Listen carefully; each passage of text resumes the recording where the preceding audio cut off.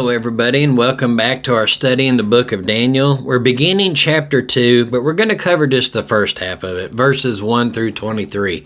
Now, I'm sure that every one of you knows at least one person that you have to walk on eggshells around. I mean, you know the kind of person. They can be nice one minute and then unpredictable the next. Possibly they could even become violent. The only thing worse than being around a person that's like that is having to be ruled by a person that lives like that. Especially in a monarchy like Babylon, where the king has absolute control and authority. You could just look at him wrong and your head would be removed from your body within just a matter of minutes. But we serve a God who is in control. Even when things look bleak and they look frightening, we can trust that he is carrying out his plan and that God's will is going to be done. Even superstitious pagans can be used by God to do his will and protect his servants. Now, this is a rather lengthy chapter, so like I said, we'll take it in 2 sessions. In this first half, we're going to see what leads up to the vision, and we're going to see God doing things that only God is capable of.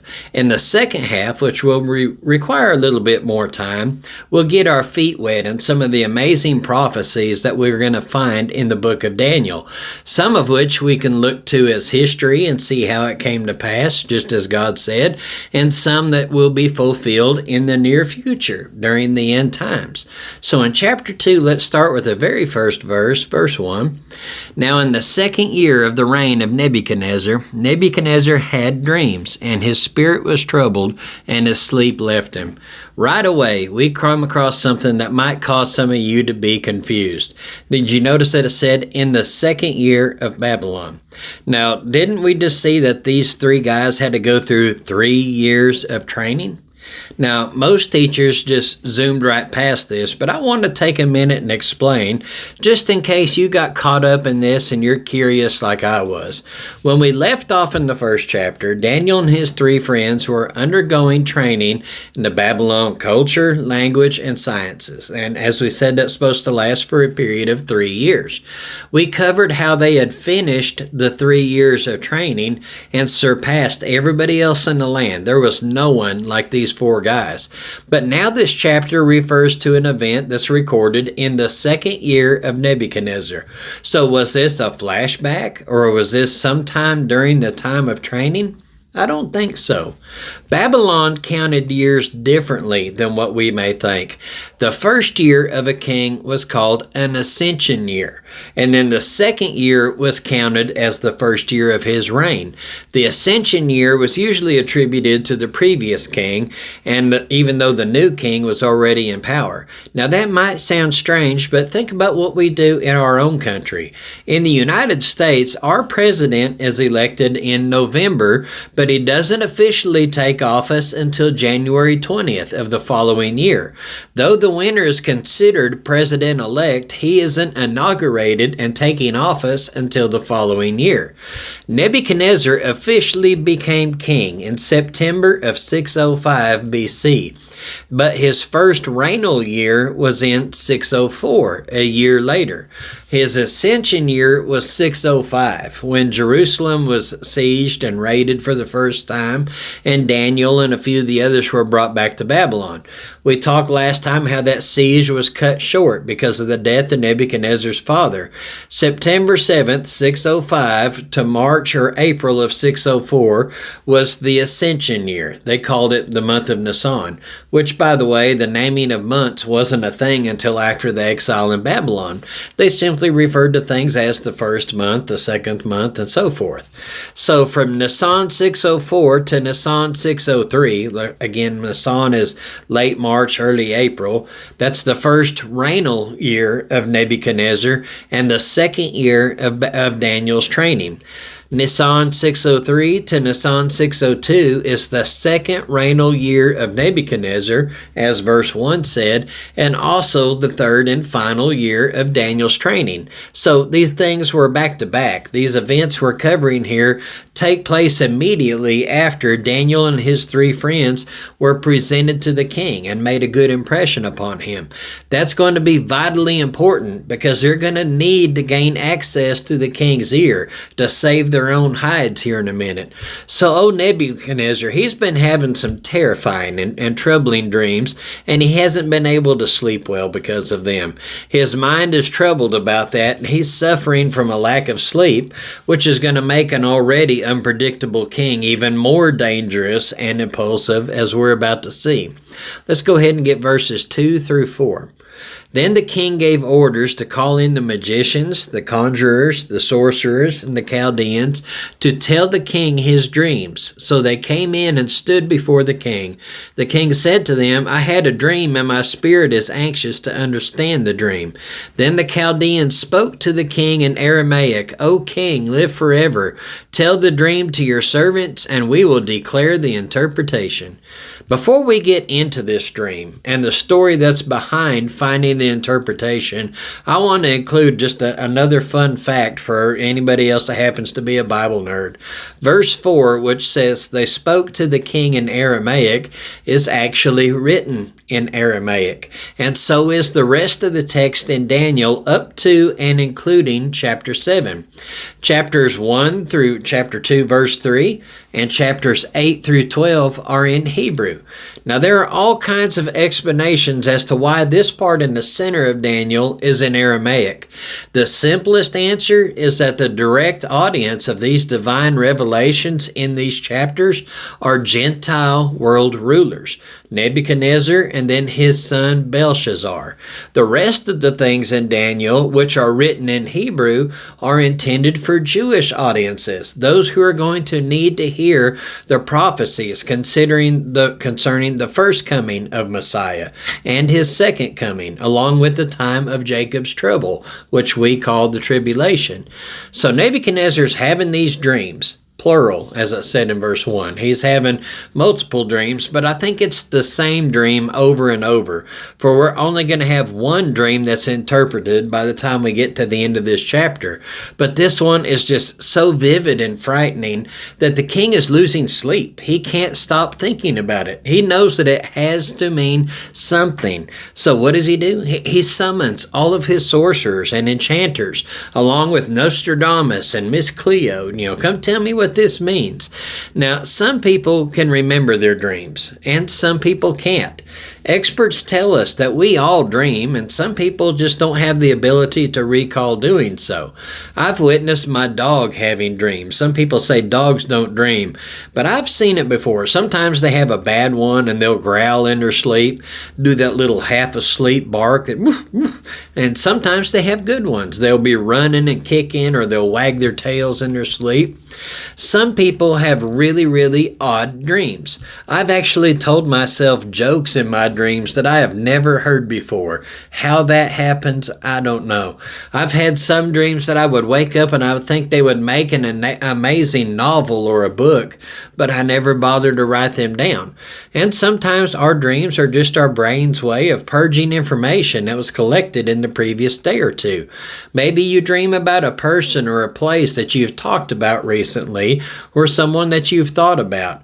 And it's almost like when your body rests, your brain just keeps going and it tries to defragment the thought process of the past several days, just like an old computer would. But if you've ever had vivid dreams or recurring dreams, maybe you've wondered if they mean something. Like this one particular dream I've had myself, I don't have to get into detail of what it was.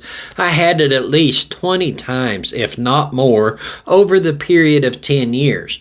But it's been a long time since I've had one of those now, and it never came true, so I don't think it's supposed to mean anything. Maybe it's just a recurring thing or a product of my imagination. But there are some people who put a lot of stock into the interpretation of dreams. There are many books out there on the subject. There's even a reference book called Zolar's Occult Dream Book. It has an explanation for hundreds and hundreds of dreams. Now, I know that a lot of believers feel that they have dreams that are from God, and I'm not going to say that they don't.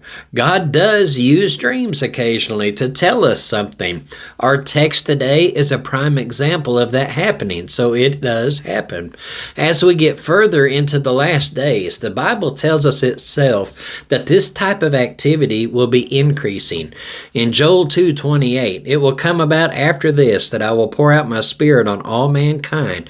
Your sons and daughters will prophesy. Your old men will dream dreams. Your young men will see visions. And at the same time, the Lord knew that many false prophets and false teachers would take advantage of people that are looking for interpretations of their dreams. In Deuteronomy 13, God said that sometimes He allows these false teachers to come along and to tell dreams that lead people to do sinful things in order to test us. And sometimes people just flat out lie about them. In Jeremiah 28, verses 8 and 9, it says, "For thus says the Lord of hosts, the God of Israel, do not let your prophets who are in your midst and your diviners deceive you, and do not listen to the dreams which they dream. For they prophesy falsely to you in my name. I have not sent them, declares the Lord." So how are we to discern if a dream is of God or if it's just a product of the pickles and ice cream that you ate before you go to bed? How do we know if a dream is of God? The answer lies in if there is a clear interpretation or not. If you're like me and you're having a recurring dream about just stressful days at work constantly, that's a sign that it's time for a vacation. That is clear. That's obvious. But seriously, ask yourself, what if you keep dreaming the same thing? Could it possibly be from the Lord? If you think that might be the case, number one, pray to Him about it. But if there is no interpretation, don't worry about it. God will not give dreams to people in order to confuse them. If a dream is from Him, there will be an explanation. A dream that doesn't benefit the kingdom of God in any way or help someone walk with the Lord closer, more than likely isn't going to be authentic. There has to be a purpose and there has to be an interpretation. Jeremiah 23:32 says, "Behold, I am against those who have prophesied false dreams, declares the Lord, and related them and led my people astray by their falsehood and reckless boasting. Yet I did not send them or command them, nor do they furnish this people the slightest benefit, declares the Lord." I've heard some amazing stories from multiple sources about people that were visited by the Lord, visited by Jesus in a dream, where they live in a country that has outlawed Christianity, with no possible way to get the gospel to these people, no way to get a Bible to them. It may be true that God has used more drastic measures to reach those who are considered unreachable to us. There are too many of these stories for anyone to classify them as falsified, and there is a clear divine purpose in the dreams if it's bringing people to the Lord. In the case here in Daniel, God presented the interpretation from Nebuchadnezzar, and all of his occult phonies couldn't. But rest assured, this dream is still from God. They just have to go to one of God's faithful servants to get the interpretation. So every dream that is of God will be clear, and it will have a purpose. So the king asked his men, who are these so-called experts, all of these things, hey, interpret my dream. This is what you're trained for. So he calls them. It's possibly in the middle of the night. We're not told, but I can see that. And they sure are confident about being able to answer the king, aren't they? They said in verse 4, "Tell the dream to your servants and we'll declare the interpretation." They won't need to think it over. They won't have to do any research. They just declare they're going to give an answer. And if you think about it, that isn't that hard to do. If someone told you a very random dream that just makes no sense and it could mean anything at all, nobody would know if you just made up an answer on the spot, would they? For example, say someone told you, "Oh, I dreamed about Mickey Mouse flannel, being angry, and smoking a cigar. So you could tell them, okay, that means you're supposed to invade Cuba armed with wiffle ball bats. Silliness can be explained with more silliness. But Nebuchadnezzar is no dummy. Is he brutal? Yes. Is Nebuchadnezzar psychopathic? Definitely. But gullible? Not at all. Verses 5 through 11. The king replied to the Chaldeans, "This command from me is firm. If you do not make known to me the dream and its interpretation, you will be torn limb from limb, and your houses will be made a rubbish heap. But if you declare the dream and its interpretation, you will receive from me gifts and a reward and great honor. Therefore declare to me the dream and its interpretation." They answered a second time and said, "Let the king tell the dream to his servants, and we will declare the interpretation." The king replied, "I know for certain that you are bargaining for time, inasmuch as you have seen that the command from me is firm, that if you do not make the dream known to me, there is only one decree for you have agreed together to speak lying and corrupt words before me until the situation is changed. Therefore tell me the dream, that I may know that you can declare to me its interpretation." The Chaldeans answered the king and said, "There is not a man on earth who can declare the matter for the king, inasmuch no great king or ruler has ever asked anything like this of any magician, conjurer, or Chaldean. Moreover, the thing which the king demands is difficult, and there is no one else who could declare it to the king except God's, whose dwelling place is not with mortal flesh." Sounds to me like Nebuchadnezzar is just kind of suspicious of these wizards and soothsayers' ability to do what they claim that they can do, doesn't it? So he's going to make them prove themselves. He says basically anyone can make up an interpretation of a dream. I want you to tell me what the dream was and then what it means. In other words, put up or shut up, guys. As we said before, this king is fully psychotic at times. We will see more times in this book of Daniel of how the king overreacts easily and often. He gave them something that was impossible to do for a mere mortal. They even said, though, themselves in verse 10, "There's not a man on earth that can do that." Do you think that maybe Nebuchadnezzar was just tired of having all these guys hanging around on the palace payroll that he suspected they're all just phonies? He said that if they're successful, good things will happen, but it's all or nothing. If you fail to do this, you will be torn limb from limb, and your houses made a rubbish heap. Other translations say they will be torn to pieces. The King James Version says that their houses will be made a dunghill. Now remember that sometimes the Bible translators will use cleaner words in some translations. Paul says that his works and efforts in the flesh are only filthy rags. Remember that verse? The actual word in the original text isn't filthy rags, it's poop or dung.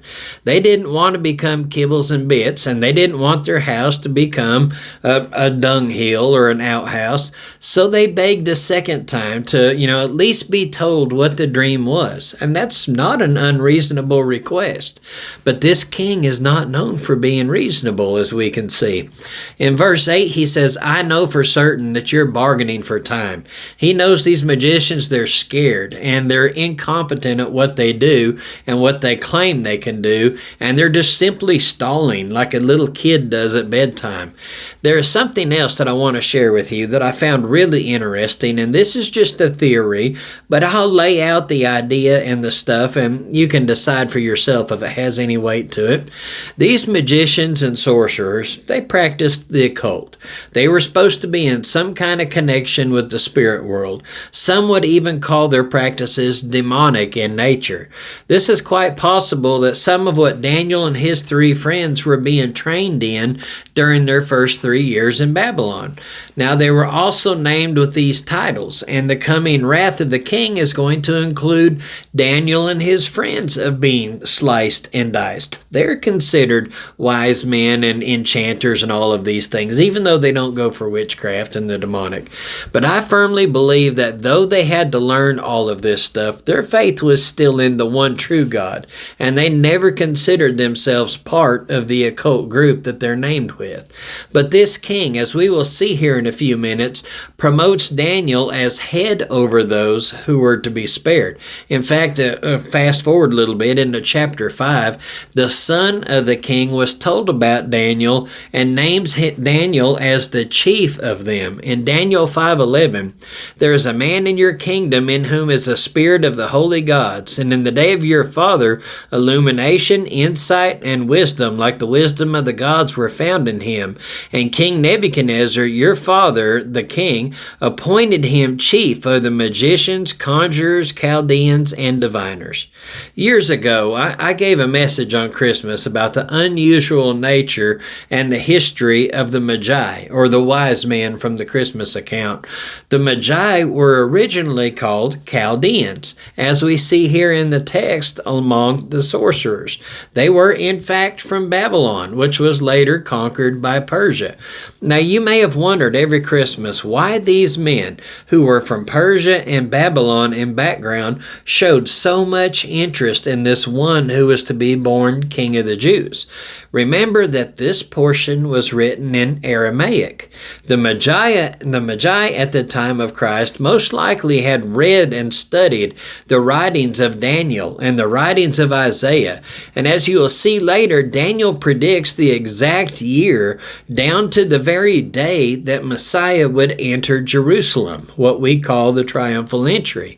So these Magi must have been fascinated by the prophecies and the writings of this famous Daniel on throughout the years, and that might have been why they made the journey to Judea almost 600 years later.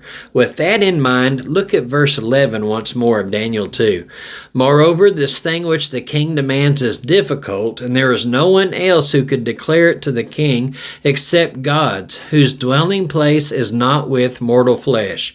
And then 600 years later, a group of Chaldean wise men would make the journey to welcome Emmanuel, God with us, or Yeshua, the Lord saves.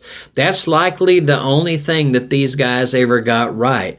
Only God can declare this, and it would one day take on flesh and make his dwelling among men. Let's go ahead and get verses 12 through 16. Because of this, the king became indignant and very furious and gave orders to destroy all the wise men of Babylon. So the decree went forth that the wise men should be slain, and they looked for Daniel and his friends to kill them. Then Daniel replied with discretion and discernment to Arioch, the captain of the king's bodyguard, who had gone forth to slay the wise men of Babylon. He said to Arioch, the king's commander, "For what reason is the decree from the king so urgent?" Then Arioch informed Daniel about this matter. So Daniel went in and requested of the king that he would give him time in order that he might declare the interpretation to the king. So the king flipped his lid here. He brought out the salad shooter for these phonies, and he starts chopping them up. Daniel and his friends were not among those who were first summoned by the king. They weren't given the chance to hear what this request was even about. Nevertheless, the king wanted everyone gone. He's about to clean house and start over. When Daniel heard what's going on, he calls the bodyguard of the king over and asks him what it's about. This shows that even though Daniel was slated for death row alongside all of the others, he still had the respect of a lot of powerful people. And he's still supposed to be killed, but maybe this bodyguard is putting off Daniel for as long as he possibly could. He didn't want to. In verse 16 shows us more of the amazing faith of this young man. Daniel went in and requested of the king that he would give him more time. The king just ordered everyone to be killed, including him and his friends, and he just marches right in there to the king. And then he boldly asks for a bit more time. Don't forget that the king lost his cool when the other guys tried to stall. But the hand of God was at work, moving the pieces about just like a chessboard. So due to the faith of Daniel and his friends and their refusal to compromise with the unclean foods, God rewarded them with knowledge and wisdom beyond all the others. Then he granted them high respect from the king, the ability to have access to the king's ear. Apparently, God made the king to see Daniel favorably once again. We'll go ahead and get verses 17 through 23 to end today. Then Daniel went to his house and informed his friends, Hananiah, Mishael, and Azariah, about the matter, so that they might request compassion from the God of heaven concerning this ministry, so that Daniel and his friends would not be destroyed with the rest of the wise men of Babylon. Then the mystery was revealed to Daniel in a night vision. Then Daniel blessed the God of heaven. Daniel said, "Let the name of God be blessed forever and ever, for wisdom and power belong to him. It is he who changes the times and the epochs, who removes kings and establishes kings. He gives wisdom to wise men and knowledge to men of understanding. It is he who reveals the profound and hidden things. He knows what is in the darkness, and the light dwells with him. To you, O God of my fathers, I give thanks and praise, for you have given me wisdom and power. Even now you have made known to me what we requested of you, for you have made known to us the king's matter." In verses 17 and 18, these young Hebrew men went to the only one who could help them with this matter. Talk about amazing faith. Now, how did Daniel know that God could make this happen? Being a faithful Hebrew servant of the Lord, no doubt he was familiar with the books of Moses, especially Genesis 41. If you remember, and I even mentioned last time, a young man by the name of Joseph was put into a bad situation against his will. He had given an interpretation of a dream that was troubling Pharaoh, who was the most powerful ruler in the land at that time. Pharaoh at least told him what the dream was, but the answer God gave through Joseph turned out to be true and saved many lives. Through those events, God now had one of his servants in place as second command of Egypt. Now, God was once again going to use an even greater display of divine providence and perfect knowledge, and God is about to be known to this Babylonian madman. In verse 19, God answered Daniel's prayer. He was given the vision and the interpretation.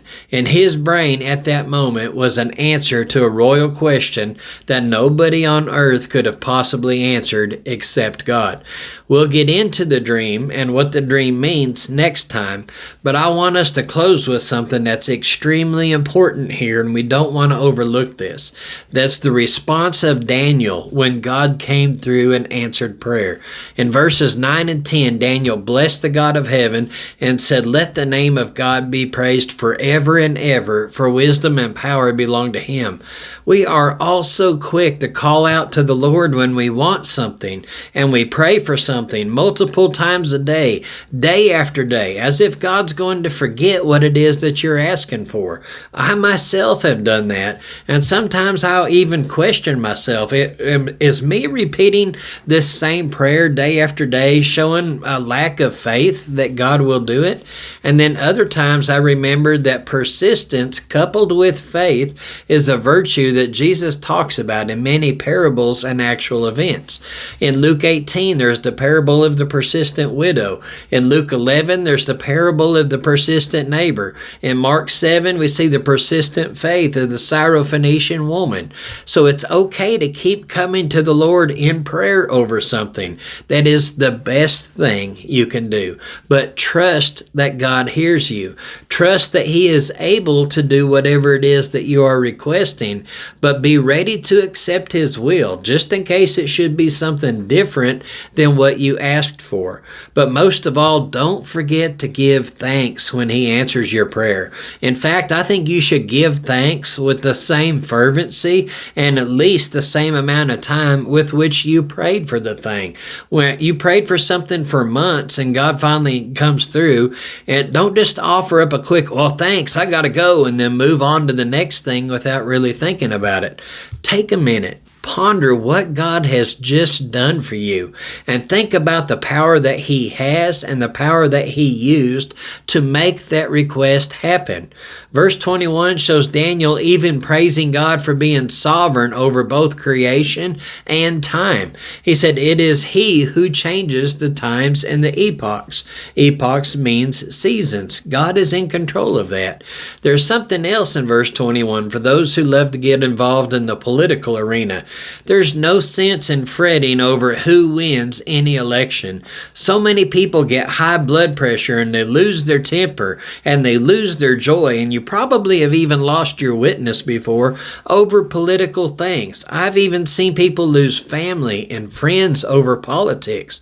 Now look, I agree that the offices and politics and elections are important subjects. Do your research. Make an informed vote by all means. Don't go overboard before and after an election. The place where you make your voice count is in the voter's box. But don't go off the rails if the person that you voted for doesn't win. Do you think God is ever stumped if an election has shady practices or someone allegedly cheats? No. Do you think God is unable to do something because of who we humans have put into a certain office? No. Right there in verse 21, it says, He removes kings and He establishes kings. If God doesn't want a certain person in office, they're not going to be there. Plain and simple. Sometimes you may not approve of who it is, but God has allowed it for a reason. He allowed Nebuchadnezzar in Babylon to take power to discipline his people over their rebellion. Remember how Habakkuk was concerned when God revealed to him what was coming? In chapter 1 of his book, Habakkuk was astonished that God would allow such a wicked and vile nation to rule his people. But sometimes God uses the undesirable and the imperfect vessels to accomplish His will. We see that God has used Nebuchadnezzar. God has used Pharaoh. He used David, who committed adultery and murder. He used Abraham, who came from a family of idolaters. He used these magi to present gifts to the birth of Jesus. He used Paul, who at first murdered Christians before becoming one. But most incredibly, He uses you and He uses me. Make sure that you take time today to give God thanks. Really give Him thanks. Praise Him for being who He is. Praise Him for being patient, for being forgiving, for loving us when we don't even deserve it, for providing salvation, for providing atonement for us, for using us to do His work despite ourselves, for being constant and unchanging in a very unstable world. Thank Him for being holy and just in a world of injustice. Thank Him for being eternal in a world where things do not last very long. And thank Him for making us a home to be with Him for all of eternity, as He promised us in John 14:3. If I go and prepare a place for you, I will come again and receive you to myself, that where I am, there ye may be also.